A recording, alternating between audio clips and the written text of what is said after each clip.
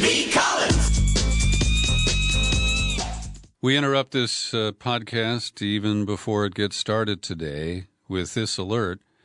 Just after I finished recording and I exited the studio, my phone signaled a news alert.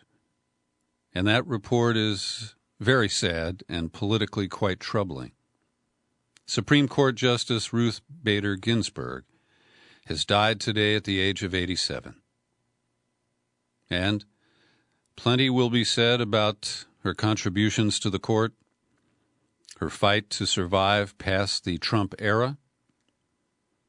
But this sets up a real interesting crisis because the House and Senate only have scheduled a few days between now and the election, and only a handful of days for the lame duck session that occurs after the election.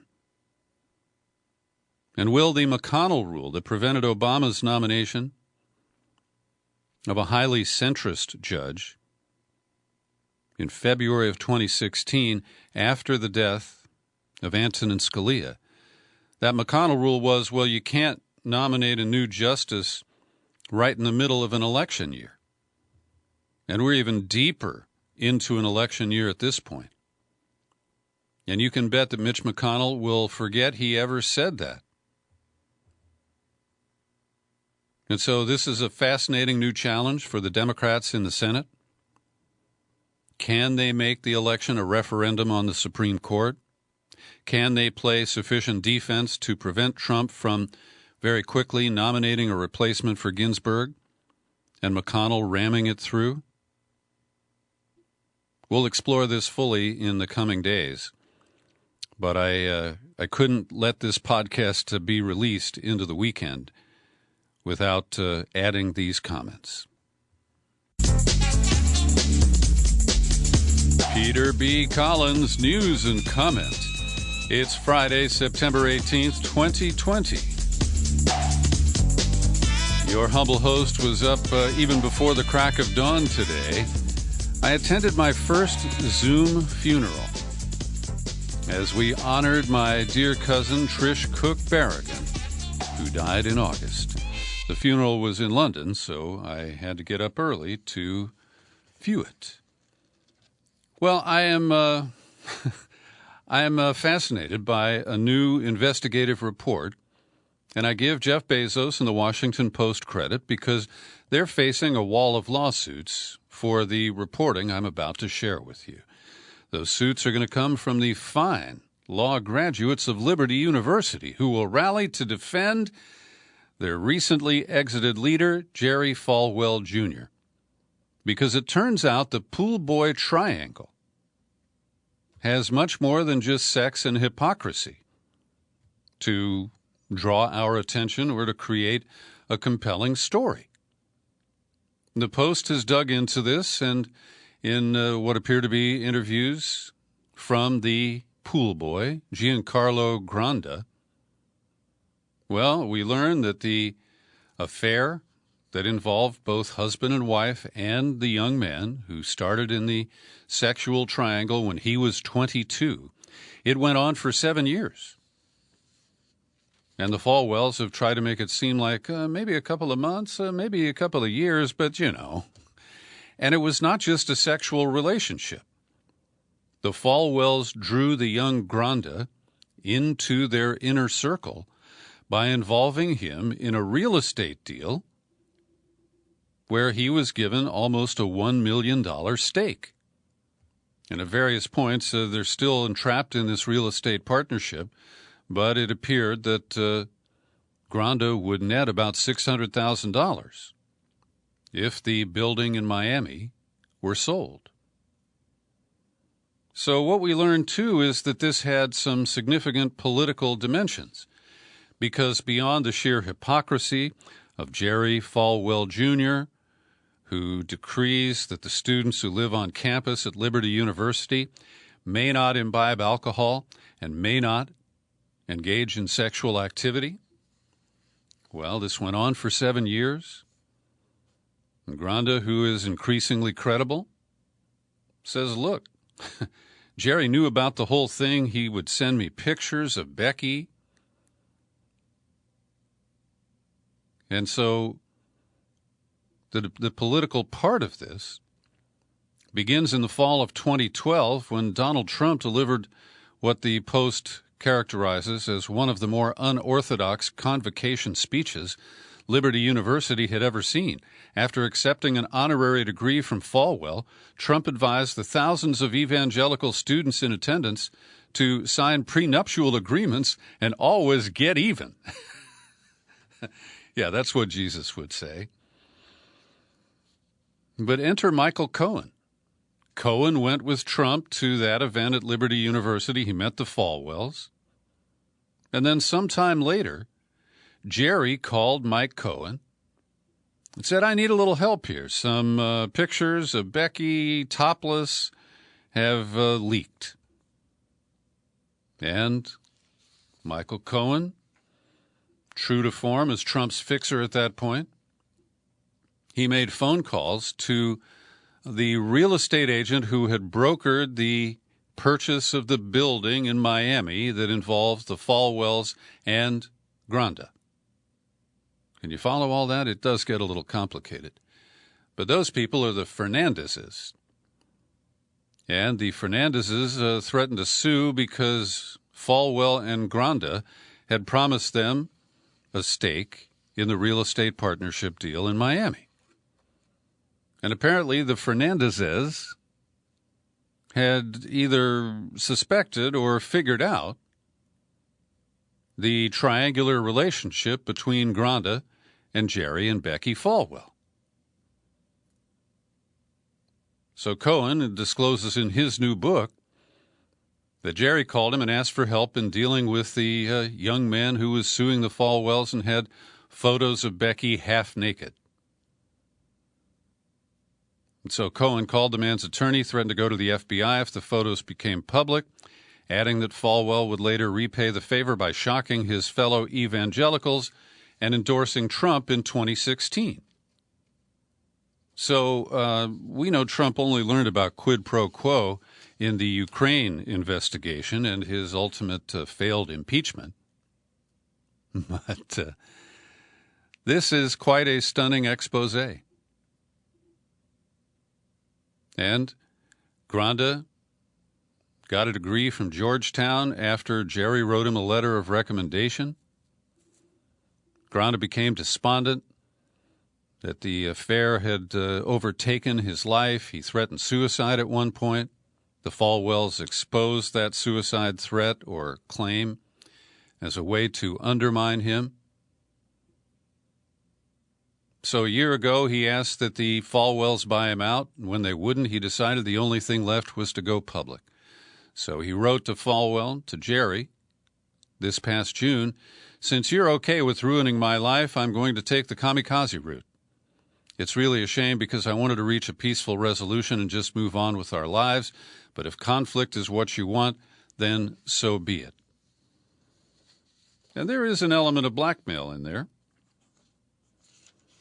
But it's hard to feel sorry for the Falwells. I think they're getting that biblical retribution that the Bible thumpers instill in their thumpies. So yesterday, it's so hard to keep track of all the bizarre stunts of Donald Trump and who they're aimed at. But on Thursday, he went to the National Archives as the stage for a teleprompter speech that he delivered, and this was a thinly veiled appeal to white Americans, his base, because he announced that he is going to fight back against left-wing demonstrators, far-left mobs, and the libtards. I don't think he used the tard part, who have been poisoning the minds of our youths in public education. And he is calling for a new pro-American curriculum in the nation's schools. He vowed to counter what he called an emerging classroom narrative that America is a wicked, racist nation. He would create a new 1776 commission to help restore patriotic education to our schools. And this is a thinly veiled response to the New York Times Magazine's 1619 Project, which produced conclusions that slavery began in 1619 and that last year was the 400th year of the impacts of slavery here in the United States.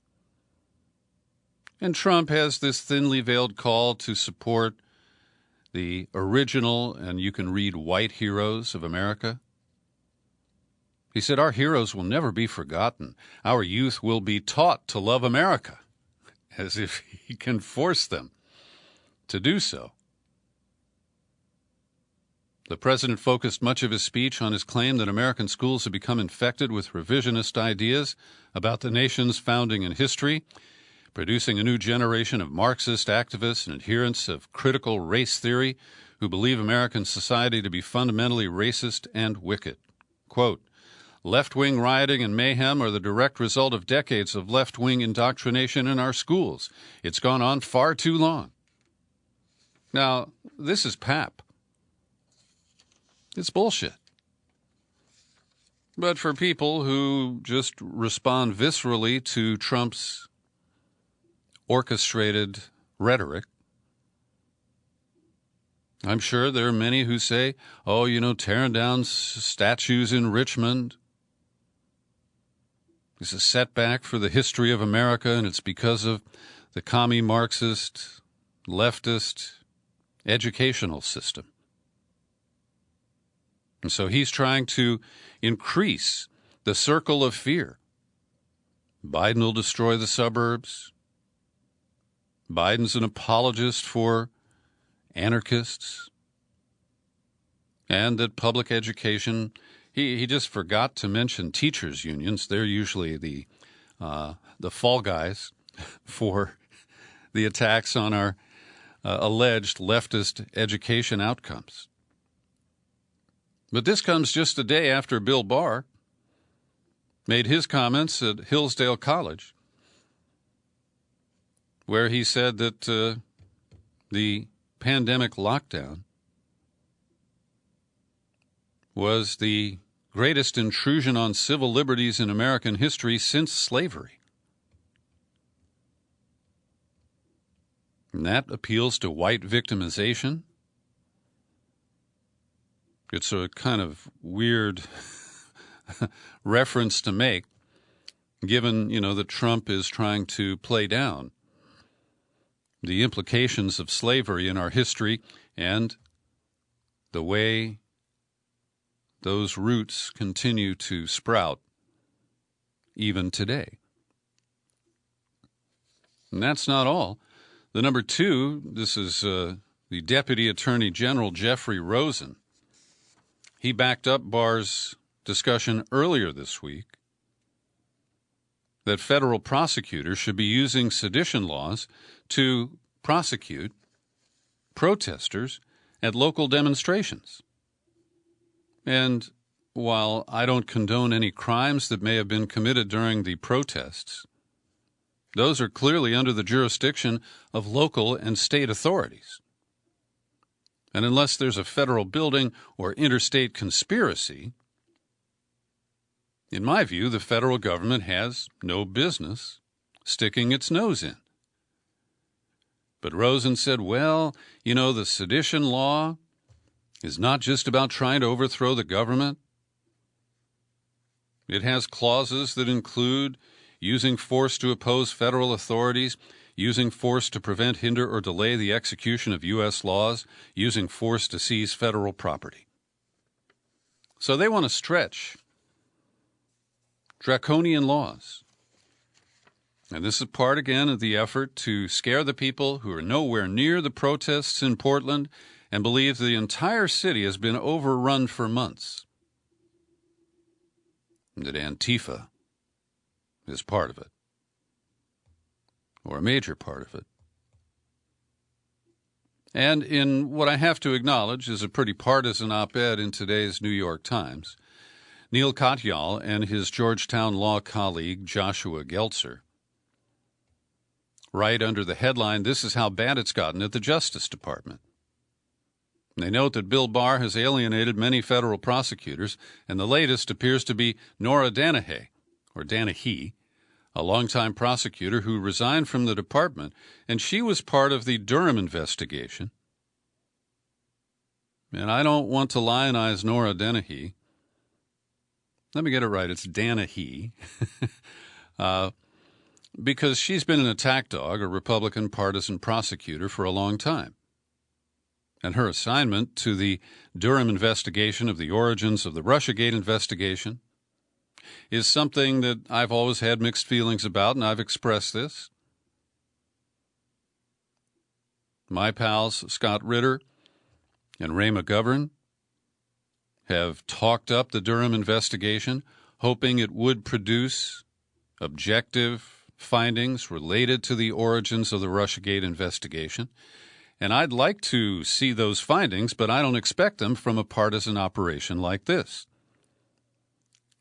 But Katyal and Geltzer speculate, because Danahy has not spoken publicly, that her resignation was triggered by Barr's politicization, his demand that even if this investigation is not complete, that they release some results before the election in order to advance Trump's political interests.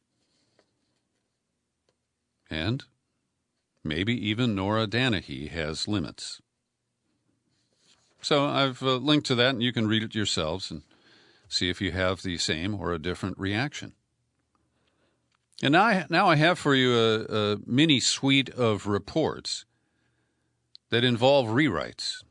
And in the old days of newspapers, a reporter would go out in the field and catch a story and deadlines approaching, and so he calls the newsroom and says, "Get me rewrite." And he dictates a story, and a staff writer puts the report together for the next publication. So first we go to the first round of reporting from the review of police officer behavior in Seattle by its Office of Police Accountability, which has received more than 19,000 complaints of police misconduct in the protests, the CHOP, and all the related activities on the streets of Seattle this summer. And they released a report on 2 incidents. One was a highly publicized case captured on video where a child was doused with pepper spray by a cop during the early days of the protests. That would be in early June. It was on May 30th. And a 7-year-old boy was with his father. They were in a crowd, and a woman who appeared to be unconnected to them got into a shoving match with a cop, and one of his fellow officers unleashed a stream of blue-dyed irritant at the woman, but he missed.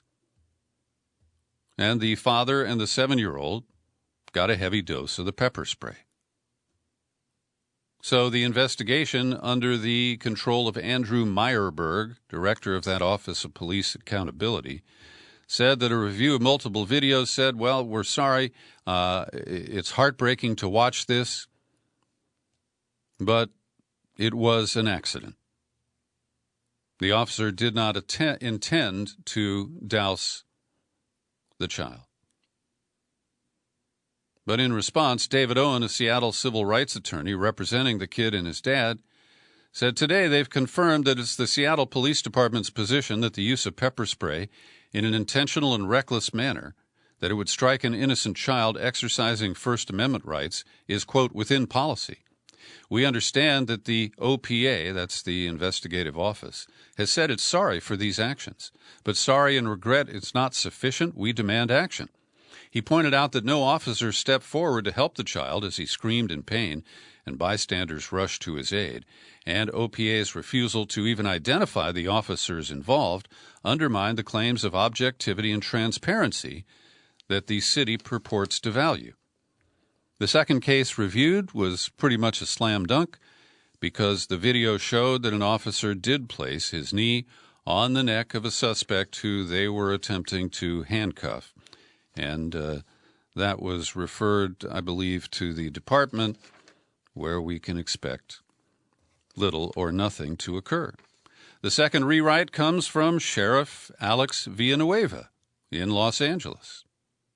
where his deputies killed Dijon Kizzee, the guy who was riding his bike, and they have now disclosed the infraction of the vehicle code that led the officers to stop him. He was riding his bike on the wrong side of the street. Now, why that had to end up in a use of deadly force, well, it's unconscionable. And they are trying to rewrite the story. And this is the sheriff's department that previously was led by Sheriff Lee Baca, who's now doing time for corruption in state prison. And Alex Villanueva has just continued. Well, I don't know if the same types of corruption occur, but his arrogance, his lack of accountability, and his brazen attempt here to rewrite this story has led to multiple calls for his resignation among leaders in Los Angeles. So now, the way the story goes is that Kizzee made a U-turn in front of the deputies. He dropped his bike on the sidewalk. He ran while clutching clothes in each hand, and somehow managed, when one of the deputies caught up with him, to slug him in the face. And then his pistol dropped to the ground. Now, he's holding bundles of clothing in both hands. One of them has a gun in it. And yet he manages to strike the deputy, and then his pistol drops to the ground.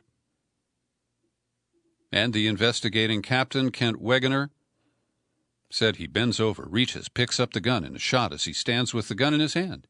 You'll see that the deputy struggling with Kizzee does not arm himself until Kizzee bends down to pick up the gun he dropped. But the LA Times notes, much of the altercation is caught on video that the sheriff's department provided Thursday, but parts of the struggle right before the shooting, including the moment that Wegener said Kizzee picked up the gun, are obstructed by a wall and difficult to make out. And the Times notes the new narrative conflicts in some ways with prior versions. On the night of the shooting, a Lieutenant Brandon Keene said Kizzee had dropped a jacket he'd been carrying, and a handgun fell to the ground, and the shooting occurred. The next day, the sheriff department said that Kizzee made a motion toward the gun before he was shot and killed, and now that's been upgraded that he had the gun. And the sheriff himself, Villanueva, says, quote, he actually recovered the gun and pointed it at the deputies. So if this were a game show, we'd say, hey, you like door number 1, door number 2, or door number 3? Let's make a deal. Villanueva keeps retreating to the idea that the police are under siege. Well, if you're under siege, why do you stop a guy for riding his bike on the wrong side of the street? Sheriff's officials also released photos of the weapon they said was recovered. And they said that a video on Kizzee's cell phone of him with the gun shows that it was his gun. 19 shots.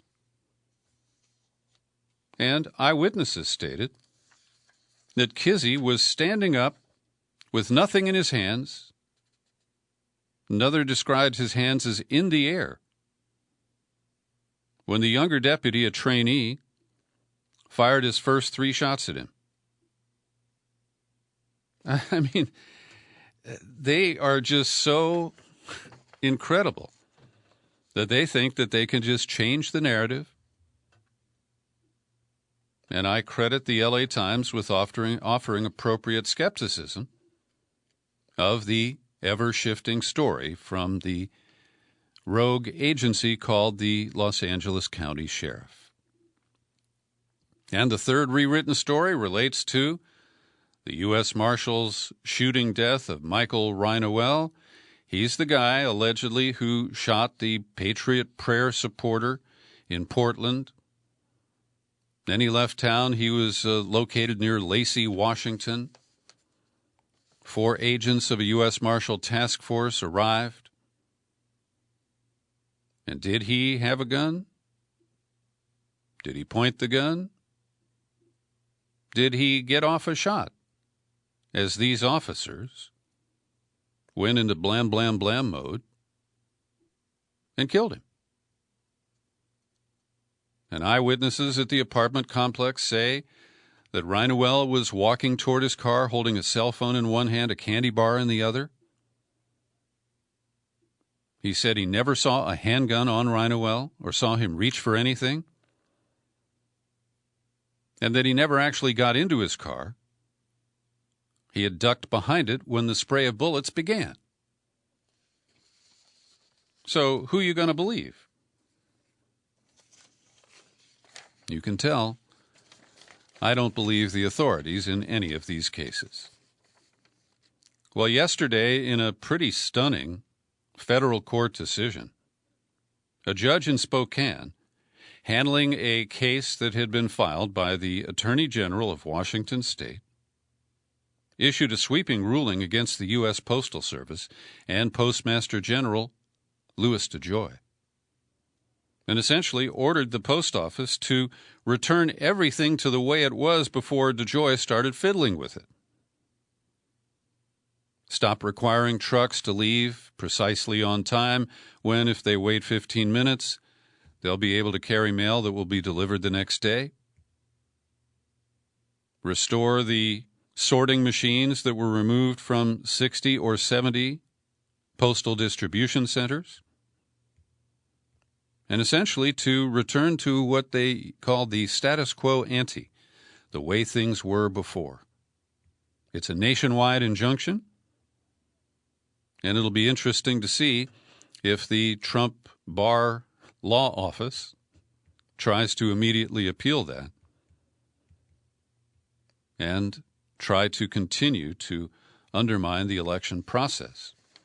Also, on a conference call with state attorneys general yesterday, DeJoy had to apologize for sending out this postcard that hit my mailbox earlier this week. If you plan to vote by mail, it says on one side, plan ahead. Then on the back it says, give yourself and your election officials ample time to complete the process. Rules and dates vary by state. Contact your election board to confirm. Request your mail-in ballot at least 15 days before Election Day. Now, this is pretty banal stuff. But DeJoy had promised to consult with state election officials before he mailed out the postcard, and gosh, he just forgot. In addition, Louis DeJoy is facing more investigation because before Trump discovered him, he was funneling money to Trump from himself and from employees of the company that made him wealthy and that he used to run. It's a trucking company that he inherited from his dad and apparently turned into a pretty successful business that he ultimately sold. But back in 2015 and 16, there's $150,000 in donations to Trump campaigns given by DeJoy employees and family members, including over $50,000 that went to fundraising committees supporting Trump. In June of 2016, 9 of his employees gave a total of $28,000 to Trump. And where he apparently has run afoul of the law is that he's accused of reimbursing them from company funds for their generous contributions to his favorite politician. And newly leaked documents show that at the Postal Service this spring, after Trump demanded repeatedly that they jack up the rates on Amazon for package delivery, well, they felt that it would threaten to force the post office to cut its own staff and at the same time result in higher costs for consumers and companies, including pharmacies and other entities that send drugs to seniors by mail. And they also feared the wrath of the president and that they would price themselves out of the delivery market. And at a certain point, Amazon could spend less money delivering to the last mile in rural areas by having their own system instead of using the post office. In my email today, I got a warning from Greg Palast. Based on conversations that he's had with Naomi Wolf and with Tom Hartman, he is arguing that Trump has dropped hints that his whole effort to throw chaos, uncertainty, instability into this November's election is that he wants to game the system and use the 12th Amendment to extend his first term without formally being elected a second time. And the scenario is that if 3 or 4 states can be persuaded to say, we couldn't count all the votes, so we don't have the breakdown on the electors to go to the Electoral College, so we're not going to send our electors to the Electoral College, then the Electoral College can't do its job. It gets thrown into Congress, where, under the rules, the House of Representatives with 1 vote per state caucus. Greg shared that detail with me. I was shocked to learn that in our most recent podcast. What's that, back in July? And so, the 12th Amendment basically says that Trump could be given a second term under the 12th Amendment by a vote of the House. And then could Speaker Pelosi prevent that vote from taking place until January 20th, because the Constitution declares if there's no resolution of the election by Inauguration Day, the Speaker takes over. So you may consider that to be a far-fetched scenario, but Trump is so desperate. And when he says that there's no way he can lose unless the election is rigged,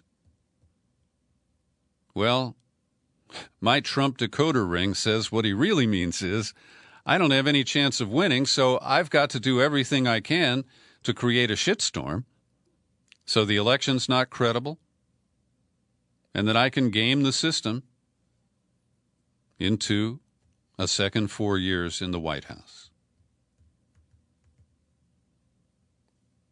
Think about that. I have, and it's alarming. So there were a couple of town hall meetings with the candidates on ABC television this week, and I didn't catch either of them. But in a summary by the Washington Post, they say, well, we learned a couple of things about both of the presidential candidates. That Trump has a hard time with tough questions and kind of devolves into gibberish when he is challenged, whether it's about masks or his handling of the pandemic, whether or not he believes there is systemic racism. They write, on Tuesday, Trump faced a number of skeptical voters who pressed him on questions that he had to know were coming, yet he struggled to have clear answers, such as the downplaying of the virus from the Woodward book,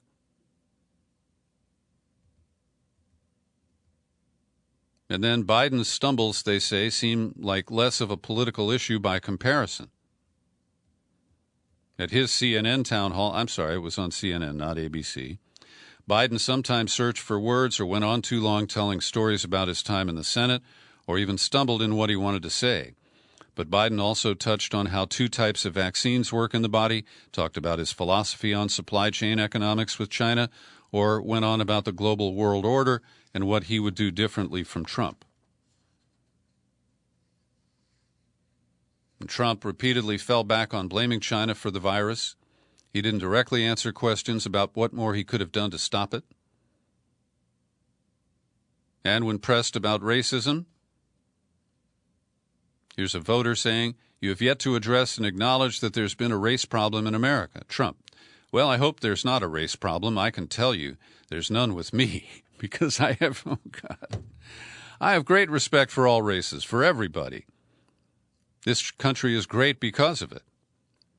Well, there's a woman who was Mike Pence's executive on the coronavirus task force, and she has now announced that she's voting for Biden because she was pushed over the edge when Trump said that he was glad that the rules of the pandemic eliminate handshakes so he doesn't have to shake hands with all those shitty people.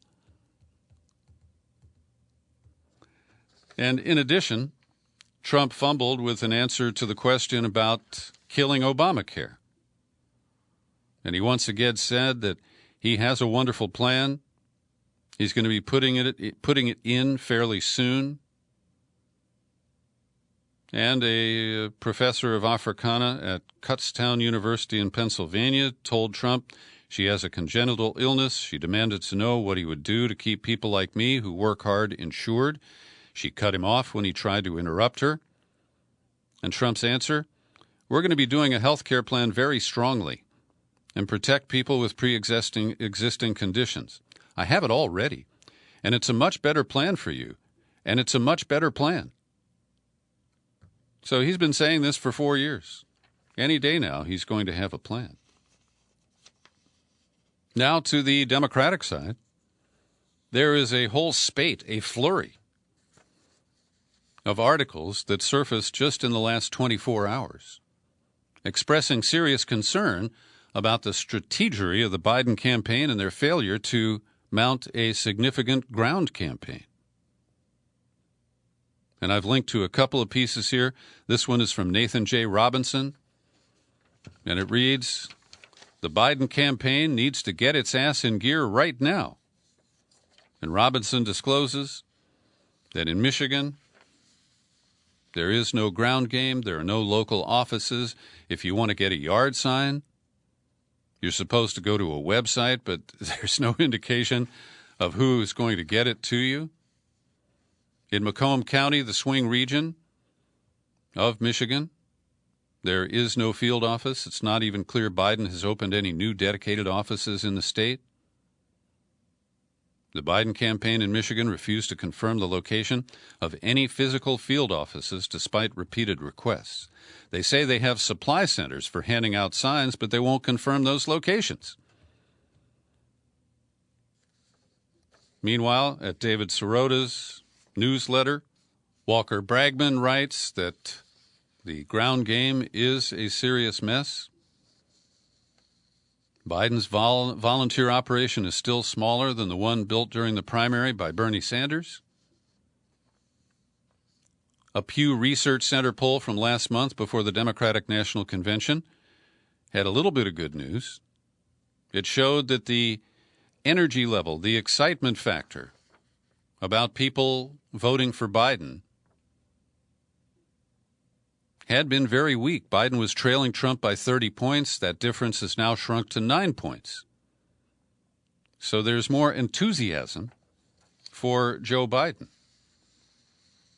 But when you look at the numbers, just 9% of Biden's supporters are backing him for his policy positions.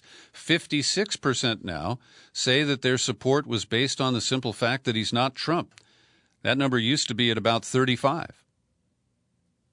And so as a result, the people who man the Biden phone banks are instructed not to talk about policy, just to talk about what a great, compassionate guy Joe Biden is and leave it at that.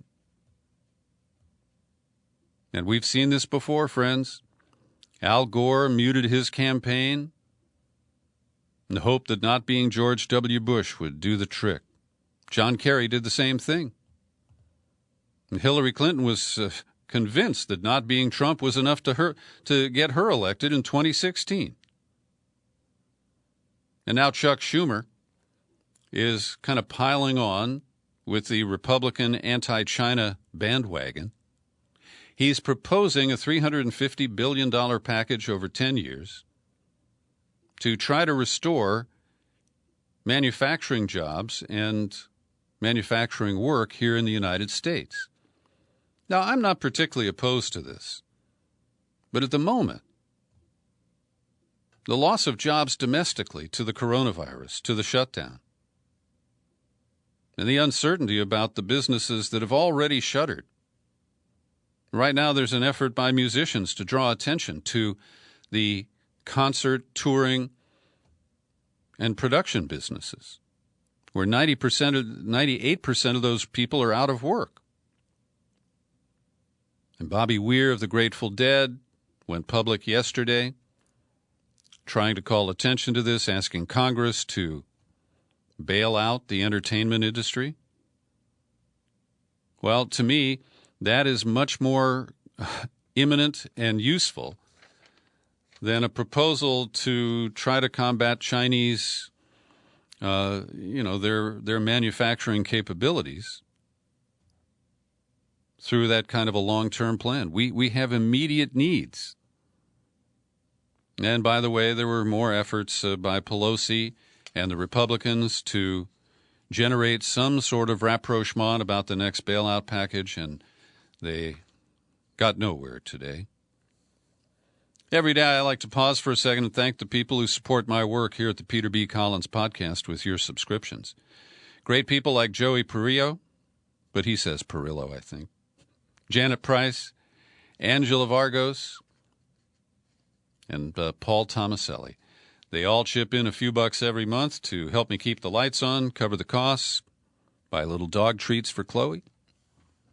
And I know the Chloe part is going to clinch it. Somebody's going to set up a new subscription this weekend when they hear that.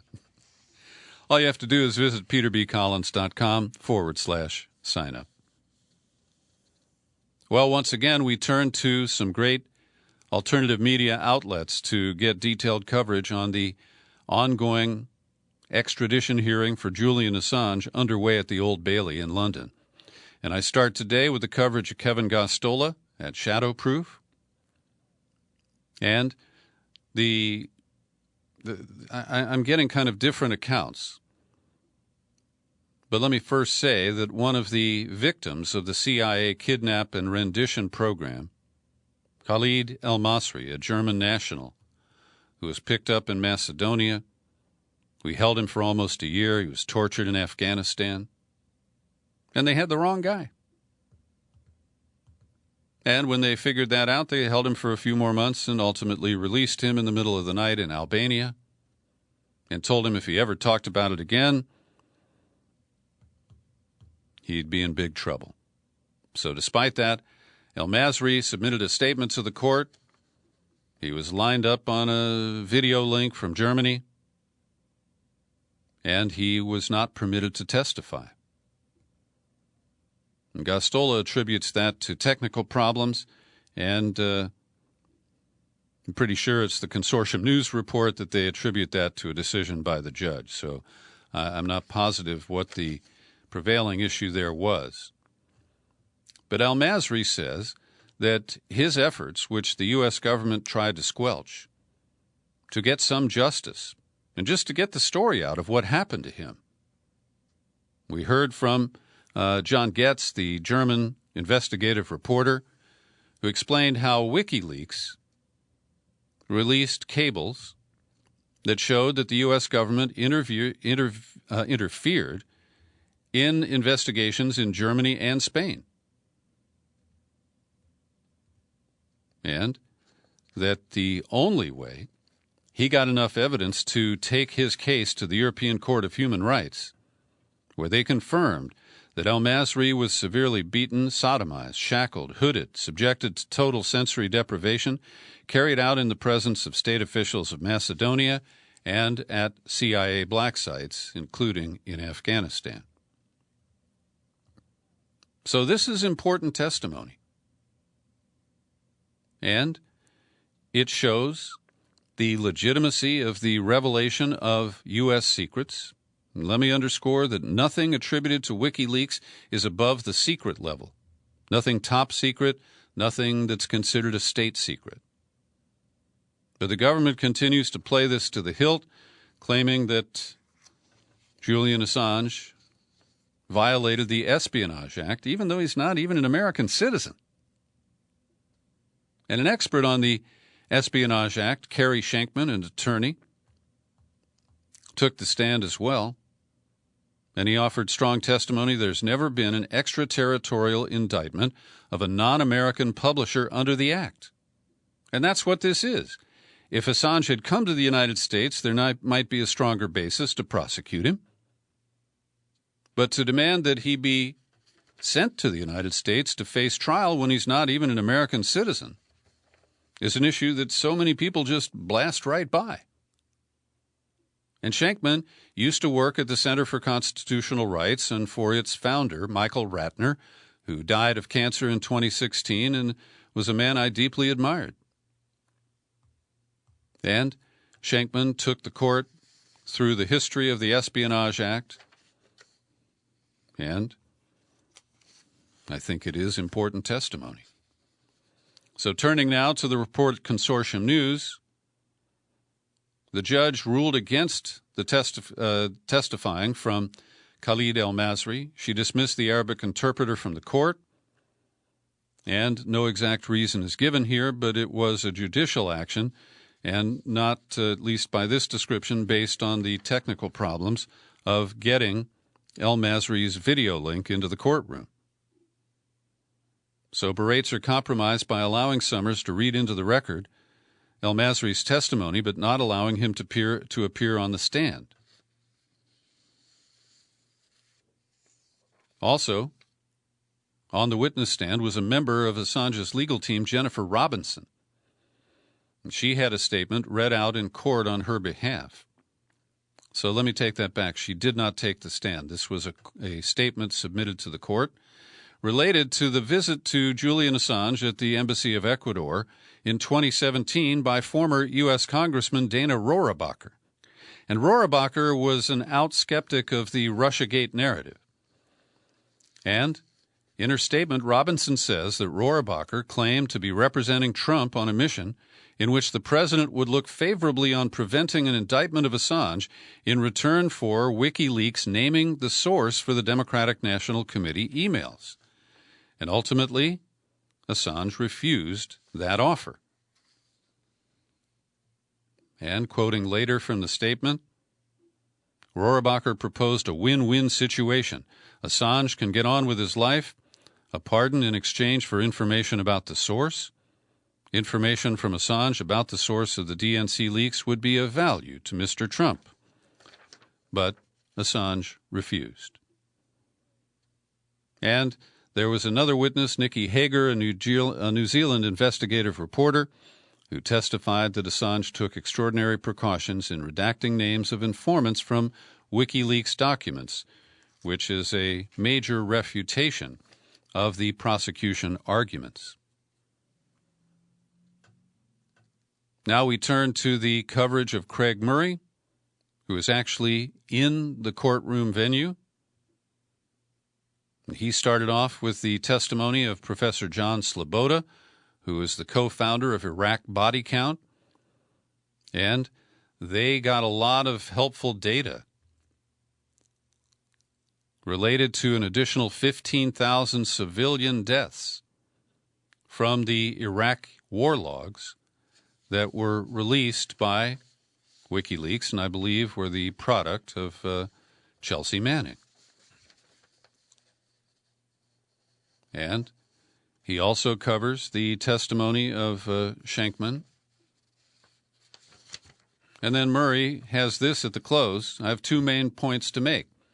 The first is that Shankman was sent a 180-page evidence bundle from the prosecution on the morning of his testimony at 3 a.m. his time, 6 hours before he was scheduled to appear.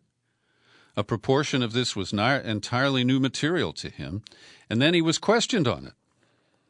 And Murray says this keeps happening to every witness, on top of which, like almost every witness, his submitted statement addressed the first superseding indictment, not the latest one. This is a ridiculous procedure, says Murray. And his second point is that having been very critical of Judge Baraitser, he says it would be churlish of me not to note that there seems to be some definite change in her attitude to the case as the prosecution makes complete Horlicks of it. Now, that's British slang that I can't translate for you, but you can tell it's something like horse shit. Anyway, maybe horseradish, I don't know. Whether this makes any long-term difference, I doubt, he says, but it's pleasant to witness. It's also fair to note that Baraitser has so far resisted strong U.S. pressure to prevent the defense witnesses being heard at all. She's decided to hear all the evidence before deciding what is and isn't admissible, against the prosecution desire that almost all of the defense witnesses be excluded as irrelevant or unqualified. As she will make that decision when considering her judgment, that's why the prosecution spends so much time attacking the witnesses rather than addressing their actual evidence, and Murray concludes that may well be a mistake. I highly recommend the latest commentary piece from Caitlin Johnstone all the way in Australia. She describes the Kafkaesque extradition trial of Julian Assange, each frustrating day making it clearer than the day before that what we're watching is nothing other than a staged performance by the United States and Britain governments to explain why it's okay for powerful governments to jail journalists who expose inconvenient truths about them. She says the defense team for Assange is performing admirably, but their arguments appear to fall on deaf ears before Judge Baratzer, who has from the beginning been acting like someone who's already made up her mind and who's been reading from pre-written judgments at the trial, regardless of the points presented to her. And Johnstone issues a friendly reminder that this entire trial is illegitimate at its very foundation. Amid all the pedantic squabbling over when it is and is not legal under U.S. law for a journalist to expose evidence of war crimes, we must never lose sight of the fact that A, it should always be legal to expose war crimes, B, it should always be illegal for governments to hide evidence of their war crimes, C, war crimes should always be punished, D, people who start criminal wars should always be punished, E, governments should not be permitted to have a level of secrecy that allows them to start criminal wars, and F, power and secrecy should always have an inverse relationship to one another. And she said, here we are begging the most powerful government in the world to please not imprison a journalist because he arguably did not break the rules that government made for itself. And she adds, it's important to remember that the amount of evil deeds power structures will commit is directly proportional to the amount of information they are permitted to hide from the public. We will not have a healthy world until power and secrecy have an inverse relationship to each other. And let's credit the World Socialist website and our listener Carl Howard for flagging this to my attention. They got a scoop by watching a documentary on German television, because the German network ARD did a lengthy report on WikiLeaks-USA against Julian Assange. And one of the people they interviewed is the former Defense Secretary and former CIA Director, Leon Panetta. And I've told you before that I used to know Leon. He was a congressman from California in the 90s and a frequent guest on my local radio show in San Francisco. And after he became budget director and then White House chief of staff under Bill Clinton, I had a couple of conversations with him, but it was never the same. Anyway, in this German documentary, he is quoted as saying that the reason they are prosecuting Julian Assange is to set an example and to create the chilling atmosphere to prevent others from doing the same thing. Here's the quote, "All you can do is hope that you can ultimately take action against those that are involved in revealing that information so you can send a message to others not to do the same thing." Panetta referred to Assange as a spy. And this is what troubles me about Leon. Before he returned to Washington during the Obama administration, he wasn't tainted by his embrace of the national security structure. He was a big booster of the drone killing of various adversaries of the United States during the Obama terms. Oh, and here's a little cherry on top of this sundae. Requires a little background. We have reported here that Undercover Global was the Spanish spy firm, the private spy firm, that had a contract to conduct security at the Embassy of Ecuador in London. But as Max Blumenthal exposed, Morales got connected with the fine folks in Las Vegas at the casino and casino entity run by Trump's biggest donor, whose name is Adelson, Sheldon Adelson. And according to the reporting, Adelson's company hired Morales to enhance the spying in the small collection of rooms. I think it was a bedroom and a sitting room and a bathroom where Julian Assange was granted asylum by Ecuador. And it's pretty clear that that information was shared with the CIA. And Panetta, in a quote from the German documentary, is quite unfazed. He declared that the allegation that U.S. intelligence spied on Assange through this Spanish company, Undercover Global, doesn't surprise me. That kind of thing goes on all the time, he said. In the intelligence business, the name of the game is to get information any way you can. And I'm sure that's what was involved here. On the West Coast fire lines, things are mixed, but we're cautiously reporting that there are some improvements. First up, the El Dorado fire, which was the one caused by that party for a gender reveal by a couple. Well, the first firefighter who has been on the lines at the El Dorado fire has died, and that person has not been named yet. The 26th person in California to have died in relation to the fires that have been raging since, well, it's a full month now. There's a new fire that's broken out near Palm Springs. It's fairly small. 2,500 acres have burned so far.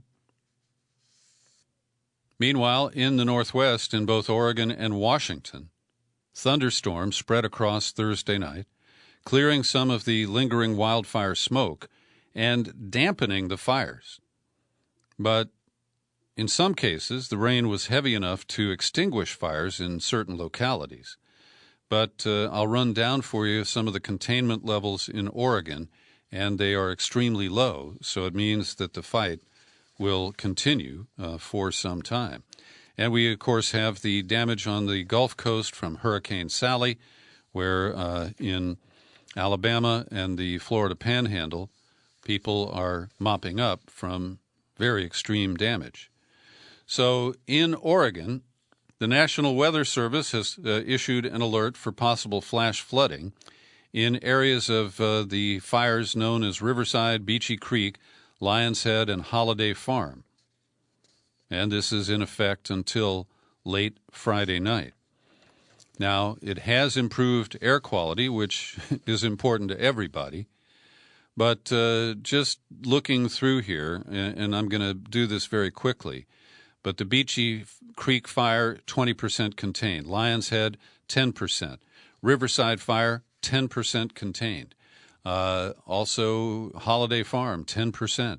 Lake County, 30%, but that's a fairly small fire. 15% at a small fire in Douglas County. 10% in Josephine County. So that's just a quick overview. But the challenges remain in Oregon and Washington, and we're not, completely stable in California either. This is a troubling story. And by the way, I've been scouring the Portland media outlets and haven't seen any significant reports of protests or skirmishes with the police this week. But one man who really needed the police, an African-American fellow named Henry Kiram, had stepped out of his southeast Portland apartment to go to his car when some stranger rushed into his ground floor unit, slammed the door shut, and locked it. And Kiram's 12-year-old son was inside. Unfortunately, because he'd gone out to his car, he had his keys, he opened the door, popped into his apartment, and found the intruder had grabbed a big kitchen knife. Well, fortunately, his 12-year-old son escaped. He ran out the door at an opportune moment. And then his dad followed and started yelling for neighbors to help, and the man fled, and residents gave chase, and they cornered him nearby. And then all kinds of people started calling 911. They got a whole wave of calls. And it took 90 minutes, more than 90 minutes, for police to get there. And by that time, the intruder had escaped. Is this an intentional slowdown by the Portland police, payback for their hurt feelings because of a summer of protest? There are some details in the article about the staffing levels, retirements, people who are injured and off duty. But I'm sorry, that is inexcusable. 90 minutes to respond to an incident like that. Here's today's COVID-19 update prepared by Linda Lewis. Worldwide, the total death toll is creeping up toward 950,000 on 30 million cases. In the United States, 6.6 million confirmed cases, and the death toll is reported at 197,000. It will probably exceed 200,000 early next week. And today's numbers, 45,000 reported new cases, 849 deaths. Yesterday, it was just under 1,000 deaths. On Tuesday, it was 400 deaths. Last Friday was 900. Last Thursday, 1,100. And we know that yesterday, FEMA suddenly came up with 6,000 deaths that had not been reported. And this is because the CDC has been politicized. And the departure of Michael Caputo is not likely to change that much. But we do see that in the internal skirmish at CDC, that the scientists have won around. Because today, the controversial guidance on testing was revised to comport with the views of scientists. And fundamentally, that is that if you have recently been exposed to someone who has the virus, you should be tested. Because the previous statement, which was massaged by the White House task force and the top dogs at the Health and Human Services Department, it was muddled and confusing. The word is from the scientists at the agency that it was based on a document that came from the top down, from HHS and the White House task force. And it included language that no scientist would have signed off on. So we can see that they are working very hard to control the information. And it's why some of the statistics I just gave you may be seriously undercounted. And it leaves us really on our own in a time of serious crisis. A new study from the American Medical Association and its Journal of Ophthalmology is that wearing eyeglasses, like I have to, may help protect against the coronavirus. In a study conducted over 47 days at a hospital in Wuhan, and that's in China, of course, out of 276 patients admitted, only 16 wore glasses. Now, I consider that an interesting artifact. It's not necessarily conclusive, but I'll keep my glasses on, okay? Also, internal email from a senior Trump administration official reveals that back in April, the White House rejected a proposal to send millions of cloth face masks directly to every American household. Now, Bernie Sanders proposed that in legislation, and maybe that's why Crown Prince Jared or others at the White House killed it. But that was a plan, and it was squelched, and it is what it is, right? Meanwhile, we're seeing a new spike in reported cases and deaths in Iran.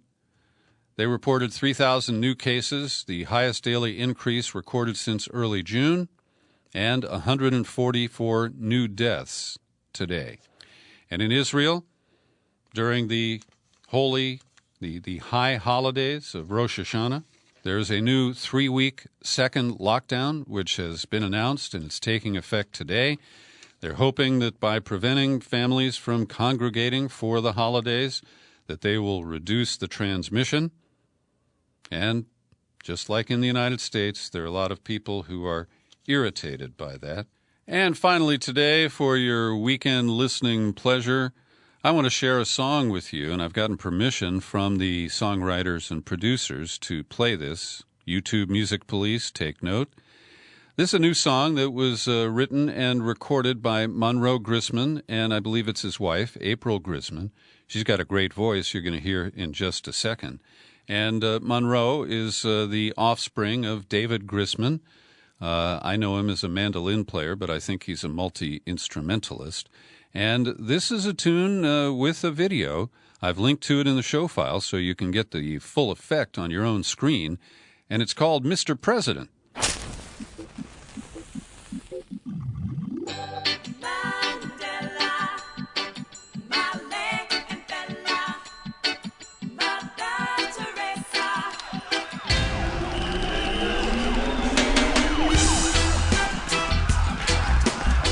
Thanks for listening to my news and comment podcast. No Roy Rogers today. We'll let this song play us out. You'll find this podcast on YouTube. You're authorized to share it all over the place. And I remain Peter B. Collins. My words are gonna stink with truth.